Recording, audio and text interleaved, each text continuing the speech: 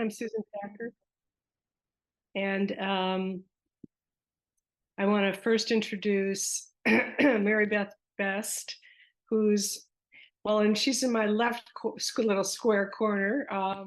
She is the programming director at St. Mary Swanee, and she and I have done these gigs in the past. So she's been my partner in crime for these, and it's terrific. If you don't know, St. Mary Swanee is a retreat center about 2.5 hours from Knoxville, just over an hour from Nashville, and it's in the Cumberland Mountains. It's beautiful. It's on 200 acres, over 200 acres, with walking trails and bluffs. And the Trail of Tears weaves right through the property. So it's such a spiritual place.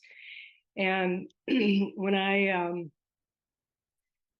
there was a time in my life when I needed St. Mary's. I still need it, but for different reasons. And so I went 14 years ago, and I just keep going back. I'm on the board now, and I was commissioned to teach centering prayer 13 years ago under the mentorship of Father Tom Ward, who's here somewhere. There he is with all those books. Hi, Tom. I sort of, my car kind of stumbled into the parking lot of St. Mary's on a cold Friday night in December. My friend Judy Gerard, who's also here, had recommended that I that I go there. I was struggling with a few things, and so I got lost, and it was raining, and it was just so frustrating. But I finally got into the parking lot, and it's kind of unobtrusive. You can't really tell it's St. Mary's from the outside, so it's dark, and I'm in this parking lot, and this giant of a man comes walking out of the front doors, and that was Tom, and he came up to me and introduced himself, and said, "Hi, I'm Father Tom Ward." And he just took one look at me and said, "You're where you need to be." And I was where I needed to be. And it's just a beautiful place. So if you have a chance, check it out. It's called St. Mary Swanee. So Mary Beth Best is going to be, she's turned on the recording, but just for everyone to know, we're only going to be recording the teaching part of this and only the audio. So no video. I think I might have a few recovery friends here. And so no video, just all audio. And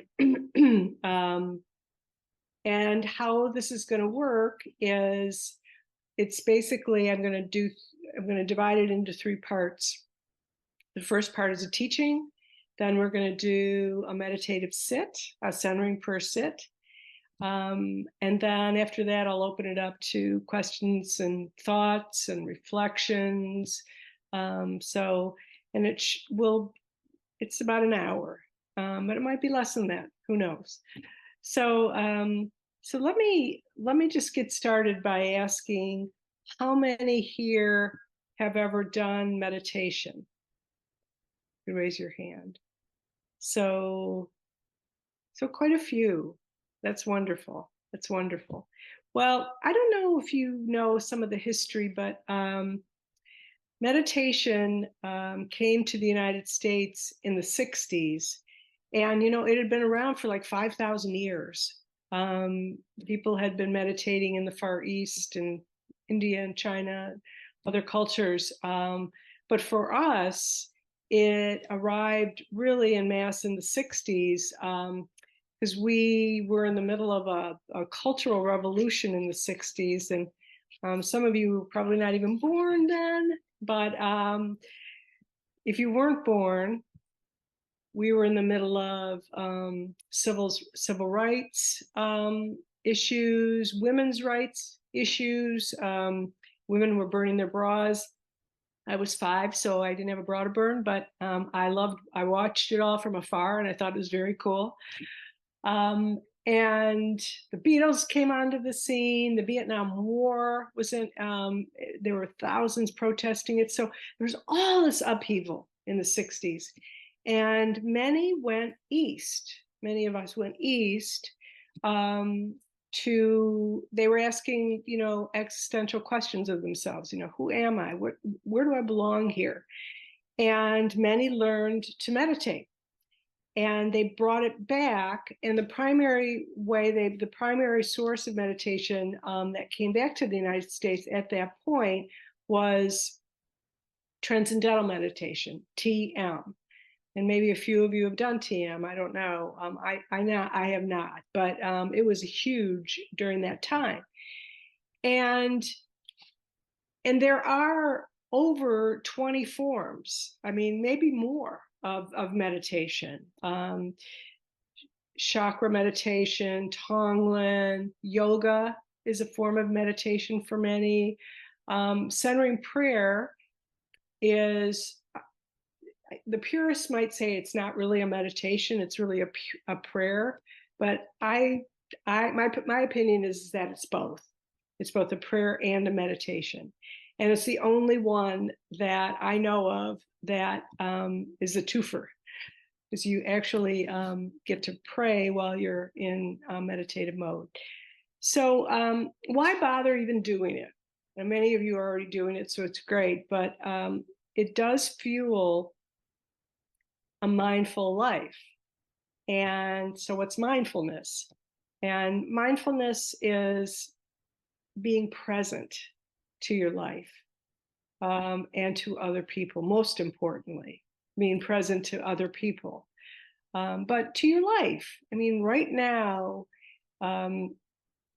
this time of year, we're starting to see the leaves turn and all the beauty of the color. We're early yet in most parts of the country, but are you noticing it when you're on your drive or walking? Do you walk with a bunch of music and you're on the phone, or are you present in your walk? And especially present to other people, as I said. The Tibetan translation of presence is field of power.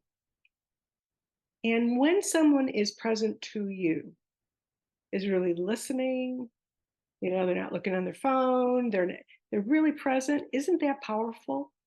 And so meditation is one of the ways that we can learn how to pause and slow down and not jump impulsively and just not say things impulsively. So it's funny, when I was very early into meditation and mindfulness, I had written Fully Human, my second book, and a group wanted me to speak about it. And I was looking at that book to prepare for today, and I started laughing because I tell a story in there about how this organizer came up to me and she said, "Now, this is a new book, right? Because I want to tell people this is a new book." And I said, yeah, no, absolutely. It's a new book. It's less than 2 years old, and the average lifespan of a book is 30 years. 30 years? I mean, how about, let's say, the Bible or some other books that have been around for a whole lot? I just made that up. I mean, I knew I wanted to support her, but I hadn't really learned the fine art of the pause at that point. And I just still had a lot that I had to learn about mindfulness, and I had a lot more meditating in my future, which, by the way, I do centering prayer ever since I learned it from Tom Ward 13 or 14 years ago. 99.9% of mornings, I have a cup of coffee, I walk upstairs to a spare room, and I light a candle and I sit for 20 minutes in meditation. And it's recommended that you do it twice a day, but twice is hard. I do it twice a day, but my second sit is much shorter. So, okay. So the thing about it is, people generally don't, when I ask people about meditation, they just get real uncomfortable and they don't want to do it. And, they're busy. And besides, why listen to the chatter of your mind, right? Except here's the thing. Meditation makes 0 sense to the part of our brains that want order and logic and control. But it makes 100% sense to this part, the part of our brain that manages our heart. And it's in our heart where transformation takes place. It's how we come to understand who we are, how we're made, and really it's how we come to know our very souls. One of the things that happened to me in meditation early was that, and sometimes your heart is telling you things that your mind doesn't want to hear in meditation. But I kept seeing this woman who was entering middle age who drank too much. I couldn't get those images out of my mind. And it was because of, I believe, it was because of centering prayer and my sits that a couple of years after I started, I entered the rooms of recovery, and where I've been for a long time. And so I'm incredibly grateful that I have centering prayer as a practice, and it helps me every day.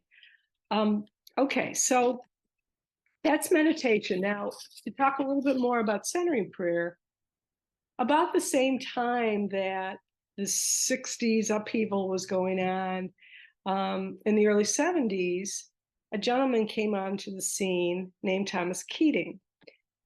Thomas was an interesting guy. He was raised in a wealthy New York family. He went to Yale for his education. But when he was there, he started to feel a pull or a longing for something more sacred in his life. And so he converted to Catholicism, and he became a Christian monk. He joined the order of Trappist monks. And in the 70s, he and a couple other monks were in Spencer, Massachusetts, and they were looking at what was going on in our country and this newfound interest in meditation. And they thought, is there a way for us to provide a simple approach that brings together the ancient contemplative practices of our monasteries and makes it accessible to the day-to-day busy person that we are here in America? And that was the birth of centering prayer. And Thomas Keating is really considered the father, if you will, of centering prayer. He's written a bunch of books. If you have any interest in sort of the foundation of centering prayer from his perspective, pick up Open Mind, Open Heart. It's a great, great read. But anyway, in one of his books, so I've read all his books, and he's on YouTube. By the way, he was with us until he was 95. He died in 2018. But he's on YouTube a lot with a lot of videos that he created, or his organization created, to talk about centering prayer. So about this same time, as I was reading his books, I came across a line in one of his books that just stopped me.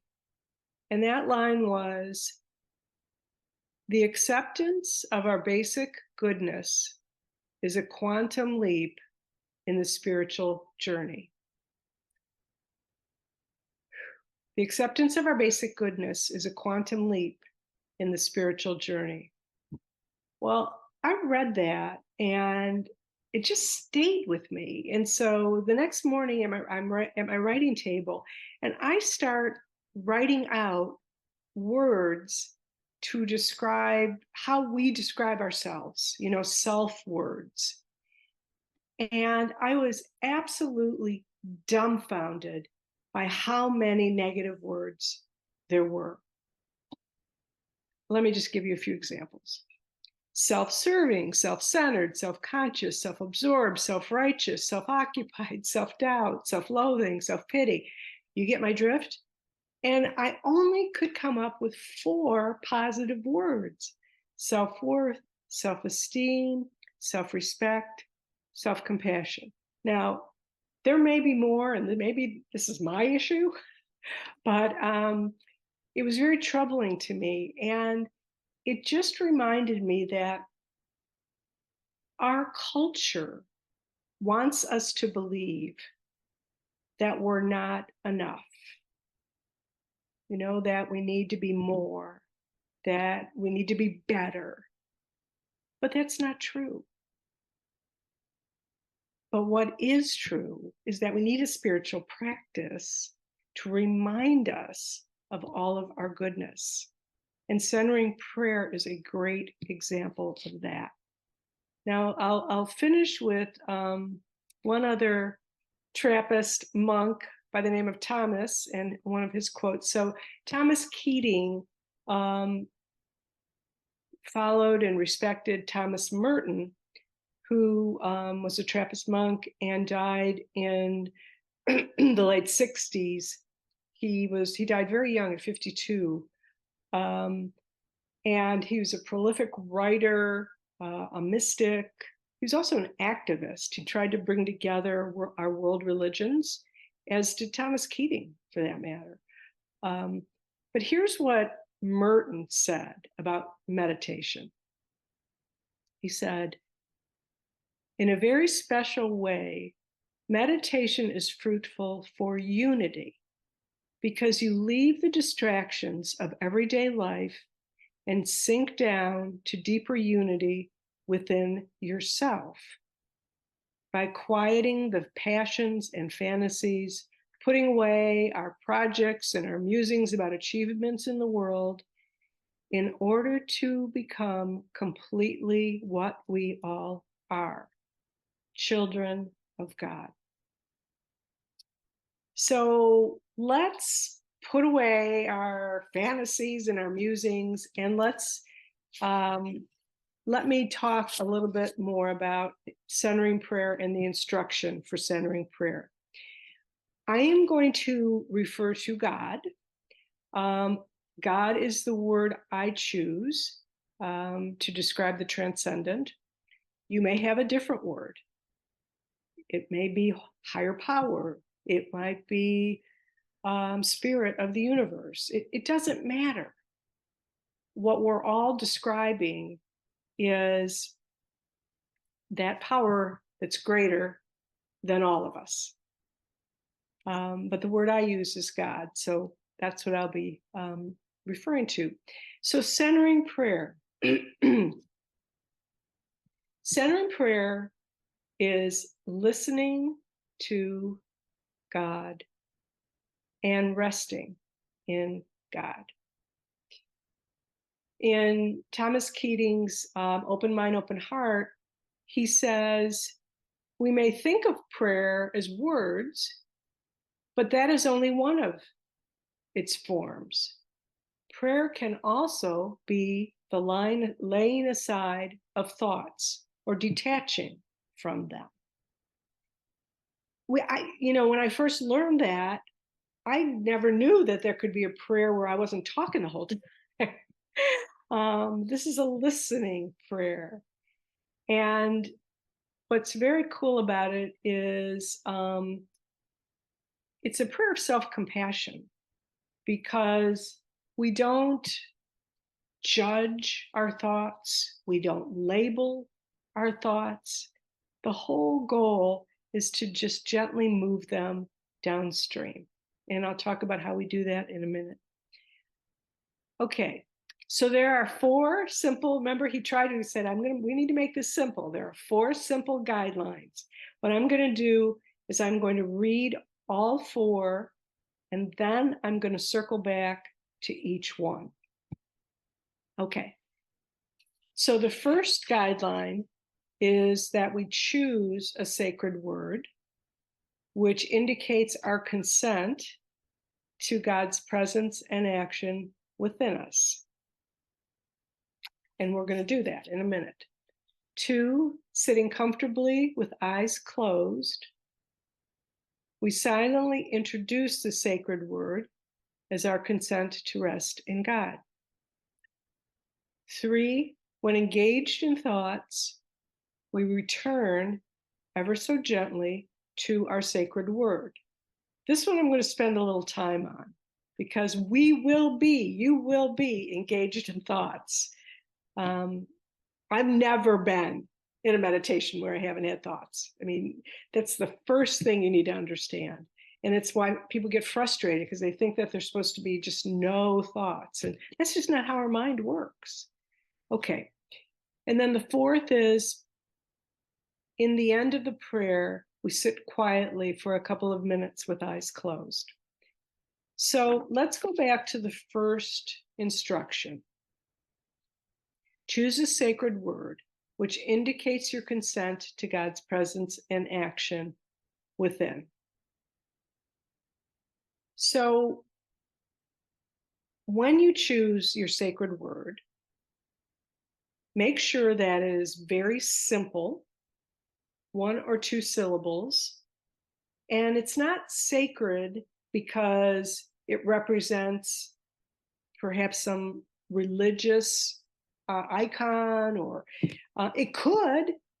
It's sacred, though, because it represents your willingness to consent to have God be in your prayer with you. And so simple, 1 syllable or 2 syllables, like it could be love or grace or God or soul or thank you or come. You see, small, simple words, and you don't want to get hung up on, having a lot of words, because your mind is, the whole idea of doing a centering prayer meditation is to quiet your mind. So, simple, and you don't change when you're in a sit. You don't change your sacred word, but you can change it in a different sit. I mean, you don't want to change it in the middle of a sit, right? Because your mind's going to be too busy. But you can change it if in another sit. In the course of 13 plus years of doing this, I've only had 2 words. I really need to keep things simple. My mind needs to keep things simple. So I've only had 2 words. Okay. So right now we are going to choose, we are going to sit quietly and choose a sacred word. So what I'm going to do is I am going to ring the gong, and I want you to get comfortable with your eyes closed, and we'll sit for maybe a minute and just see what might come to you in terms of a word or words that you might be able to use for your centering prayer sit. Okay, so get comfortable, close your eyes.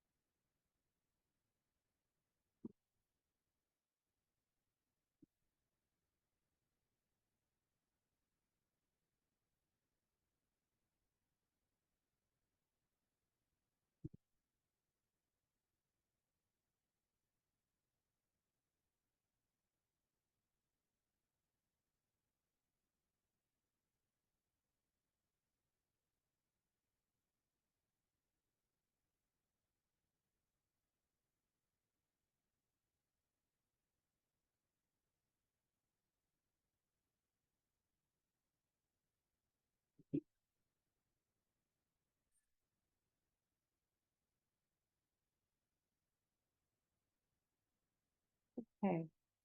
Hopefully there was a word that resonated with you, or a word or two that resonated with you. And again, if there wasn't, use any of those that I've mentioned. Um, come, or love, or God, or thank you, soul, grace, spirit, any of those words work. Okay, so that's the first instruction. So now we have our sacred word. The next thing that we do is we sit comfortably with eyes closed. And so, assuming that we've started the sit, you're going to get comfortable with your eyes closed. And I learned with a straight back chair, that was helpful to me, to sit in a straight back chair with my feet on the ground, touching earth. But you could sit on a cushion, whatever you're comfortable with. I don't have the strong enough back for a cushion, but whatever you're comfortable with. But sit erect. That's important, open. And as far as your hands go, on your thighs, they can be up and open, or they can be palm down, whatever's comfortable for you. So that's the second. And when we start, and I'll ring a gong, and we'll start. You'll introduce your sacred word 4, 5 times gently, just to get started with it. And then from there, you'll sit quietly, and we'll go to number 3, because this is the big one. When engaged in thought, return ever so gently to your sacred word. You will have thoughts. I've already said this. It's how our minds work. But what we want to do is we want to be able to move them down the stream of consciousness. And we can do that by reintroducing gently, softly, our sacred word, not with a sledgehammer, but softly. Thomas uses the metaphor of as gentle as a drop of dew on a leaf. So gently reintroduce your sacred word. And you may, in the course of your sit, say it 100 times. I mean, maybe not. It's okay. There's no wrong way to do this prayer. I mean, the fact that you're actually wanting to have God be a part of your time is really all that matters. Okay, so a couple of things about how do we move thoughts. What really helped me, and I think this was in Thomas's Open Mind, Open Heart book, is he used the analogy of assume or imagine you're sitting on a riverbank and you're watching boats slowly go by. You put your thoughts, the people that might come up, all of that, put them in a boat and let them slowly go down the stream of consciousness. That's one thing that was helpful to me, that imagery.